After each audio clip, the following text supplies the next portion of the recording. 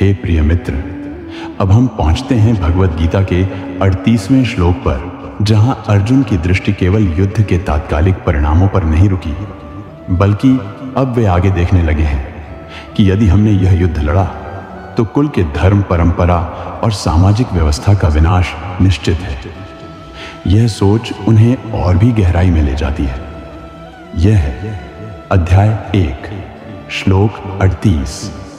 श्लोक 38 संस्कृत में, यद्यप्येते न पश्यन्ति लोभोपहत चेतसः कुलक्षय कृतं दोषम मित्रद्रोहे च पातकम्। शब्दार्थ एवं सरल अनुवाद। यद्यपि एते, यद्यपि ये, कौरव न पश्यन्ति, नहीं देख पा रहे हैं, लोभोपहत चेतसः, जिनकी बुद्धि लोभ से भ्रष्ट हो चुकी है, कुलक्षय कृतं दोषम, कुल के नाश से उत्पन्न दोष को, मित्रद्रोहे च पातकम्, और मित्रों से द्रोह करने का पाप भी। भावार्थ, अर्जुन बोले, भले ही ये लोग जिनकी बुद्धि लोभ से ढक चुकी है, कुल के विनाश से होने वाले दोष को और मित्रों से द्रोह करने के पाप को न समझ पा रहे हों। भावार्थ विस्तार से। प्रिय मित्र, अब अर्जुन की दुविधा केवल अपने रिश्तों तक सीमित नहीं रही। अब वे समाज और संस्कृति की रक्षा की बात कर रहे हैं। लोभोपहत चेतसा, कौरवों की चेतना को लोभ ने ढक लिया है। राज्य पाने की लालसा ने उनके भीतर धर्म और संबंध का विवेक छीन लिया है। न पश्यन्ति, वे देख नहीं पा रहे कि इस युद्ध से केवल शरीर नहीं, पूरा कुल नष्ट हो जाएगा।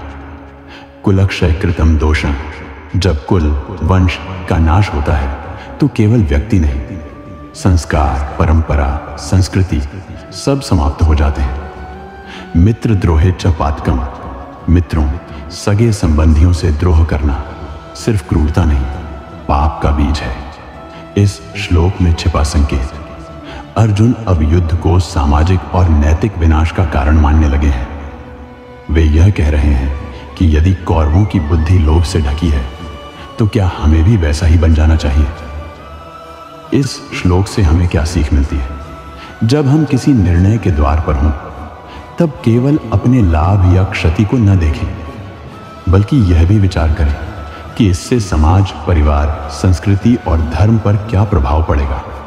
लोभ जब चेतना को ग्रस लेता है, तब मनुष्य केवल मुझे क्या मिलेगा सोचता है, लेकिन मुझे क्या खोना पड़ सकता है, यह सोचने की शक्ति खो देता है। जय श्री राधे।